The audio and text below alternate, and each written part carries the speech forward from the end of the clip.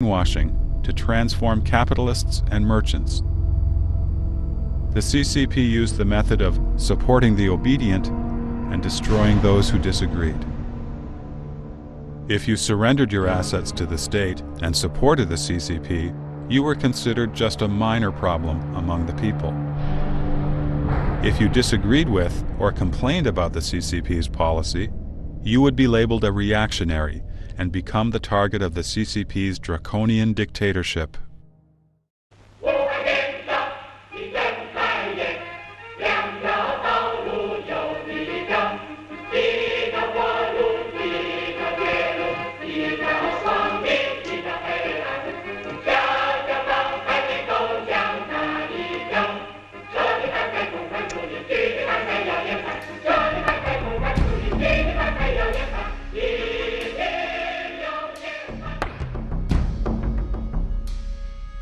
During the reign of terror that accompanied these reforms, capitalists and business owners all surrendered their assets. Many of them could not bear the humiliation they faced and committed suicide. Chen Yi, then mayor of Shanghai, asked every day, "How many paratroopers did we have today?" referring to the number of capitalists who had committed suicide by jumping from the tops of buildings that day. Thus, in only a few years, the CCP completely eliminated private ownership in China. 1月15日，北京市率先宣布进入社会主义。北京各界20多万人在天安门广场集会，庆祝社会主义改造胜利完成。 While carrying out its land and industrial reform programs, the CCP launched many massive movements, such as the suppression of counter-revolutionaries, thought reform campaigns, cleansing the anti-CCP clique headed by Gao Yong and Rao Shushi, probing Hu Feng's counter-revolutionary group, the 3 Anti-campaign, the 5 Anti-campaign, and the further cleansing of counter-revolutionaries. 薄一波同志明确地指出了反贪污、反浪费、反官僚主义运动的性质、方针和政策。反贪污、反浪费、反官僚主义的斗争，本质上就是反对资产阶级腐化暴力思想的斗争。 The CCP used these movements to persecute countless innocent people. In every political movement, the CCP fully utilized its control of government resources in conjunction with the party's committees, branches, and sub-branches. 3 party members would form a small combat team, infiltrating all villages and neighborhoods. These combat teams were ubiquitous, leaving no stone unturned. This deeply entrenched party control network, inherited from the CCP's network of party branches installed within the army during the war years, has since played a key role in later political movements. 不久以前，这里还是一片废墟。现在几千工人在高空和地下日夜不停地工作着，他们的劳动和智慧迅速地改变着鞍钢的面貌。 Even the workers, named by the CCP as a class that leads all others, could not escape the fate of being fooled and deprived. While promising to protect them in illness, old age, and death, the CCP has maintained a system of low wage for workers. Old generation workers have hardly had any health insurance or savings for old age. After the Cultural Revolution, the CCP transferred the economic problems caused by its own policy mistakes onto the workers. In the name of economic reform, the CCP took away all welfare promises to the workers. After the CCP sold out state enterprises, one round after another, countless workers lost their jobs. As medical service became commercialized after the government relinquished its responsibility to society, workers dared not visit hospitals when they were ill. After old age care was dumped onto society, old workers who live on their meager retirement income barely have enough money to buy food.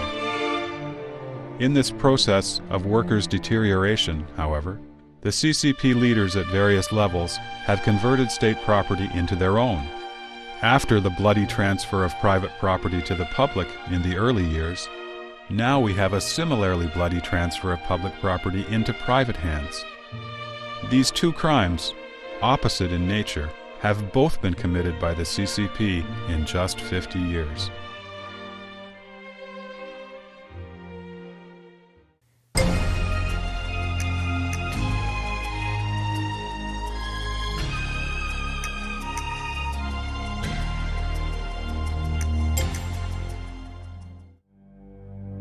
In 1950, the CCP instructed its local governments to ban all unofficial religious faiths and secret societies, stating that those feudalistic underground groups were mere tools in the hands of landlords, rich farmers, reactionaries, and the special agents of the KMT.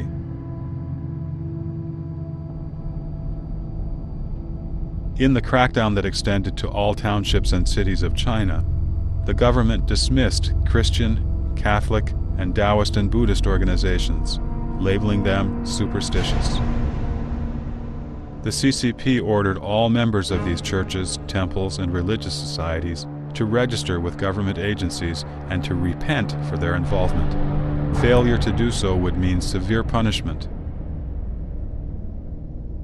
In 1951, the government formally promulgated regulations threatening that those who continued their activities in unofficial religious groups would face a life sentence or the death penalty.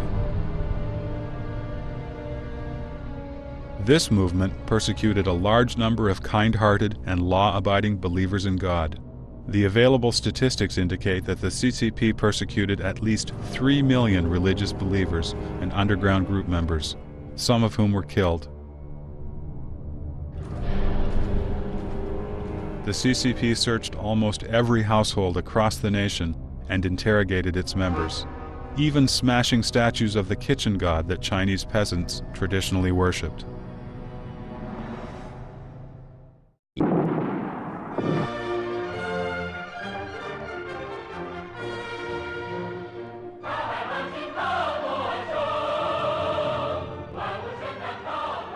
The executions reinforced the CCP message that communist ideology was the only legitimate ideology and the only legitimate faith. The concept of patriotic believers soon emerged.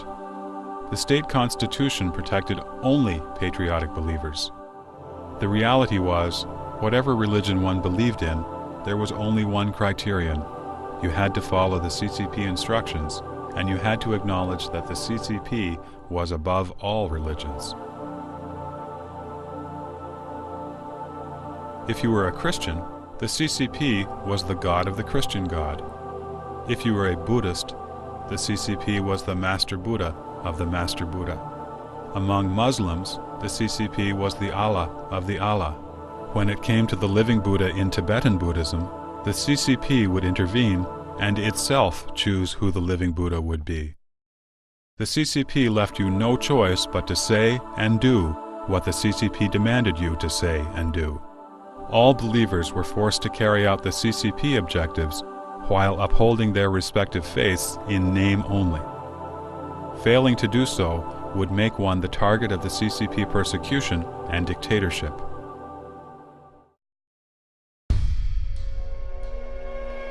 Over 20,000 Christians conducted a survey among 560,000 Christians in house churches in 207 cities in 22 provinces in China. They found that, among house church attendees, 130,000 were under government surveillance. By 1957, the CCP had killed over 11,000 religious adherents and arbitrarily arrested and extorted money from many more.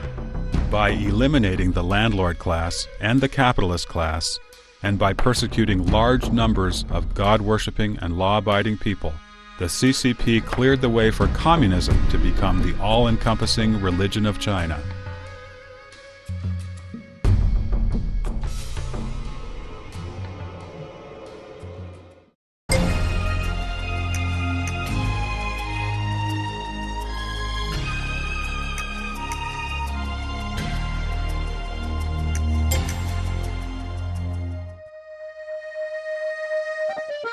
In 1956, a group of Hungarian intellectuals formed the Petőfi Circle that held debates critical of the government. The group sparked a nationwide revolution in Hungary, which was crushed by Soviet soldiers. Mao Zedong took this Hungarian event as a lesson. In 1957, the CCP used the slogan, "Letting 100 flowers blossom and 100 schools of thought contend," and called upon Chinese intellectuals and other people to help the CCP rectify itself. Mao's purpose was to lure out the anti-party elements among the people. In his letter to provincial party chiefs in 1957, Mao Zedong revealed his intention of luring the snakes out of their holes by letting them air their views freely. The CCP encouraged people to speak up and promised no reprisals. The party would not grab pigtails, strike with sticks, issue hats, or settle accounts after the autumn, meaning the party would not find fault, make attacks, place labels, or seek to retaliate. Yet soon, the CCP initiated an anti-rightist movement, declaring 550,000 people as rightists. 270,000 lost their jobs, and 230,000 were labeled medium rightists or anti-CCP, anti-socialist elements. 这是一场要不要社会主义、要不要共产党领导的斗争。这是一场关系到全国人民生死存亡的斗争。 Some summarize the CCP political strategy of persecution into 4 items: luring the snakes out of their holes, fabricating crimes, sudden attack, and punishment with a single accusation, relentless attack in the name of saving people, and forcing self-criticism and using the most severe labels. What then were the reactionary speeches that had caused so many rightists and anti-communists to be exiled for nearly 30 years in far-flung corners of the nation? The 3 major reactionary theories, the targets of general and intensive assaults at the time, consisted of a few speeches by Noua Comentarii, Zhang Bojun, and Chu Anping. Let us take a closer look at their opinions and suggestions. Noua Comentarii suggested forming a joint commission of the CCP and various democratic parties to investigate the deviations in the 3 anti-campaign and 5 anti-campaign and the movements for purging reactionaries. The State Council itself often presented something to the Political Consultative Committee and the People's Congress for observations and comments. And Zhang Bojun suggested the Political Consultative Committee and the People's Congress should be included in the decision-making process. Chu Anping suggested that since non-CCP members also had good ideas, self-esteem, and a sense of responsibility as well, there was no need to assign a CCP member across the nation as the head of every work unit, big or small, or even for the teams under each work unit. There was also no need that everything, major or minor, had to be done the way CCP members suggested. All 3 had expressed their willingness to follow the CCP, and none of their suggestions had exceeded the boundaries demarcated by the famous words of writer and critic Lu Xun, "My master, your gown has become dirty. Please take it off, and I will wash it for you." These rightists had only expressed docility, submissiveness, and respect.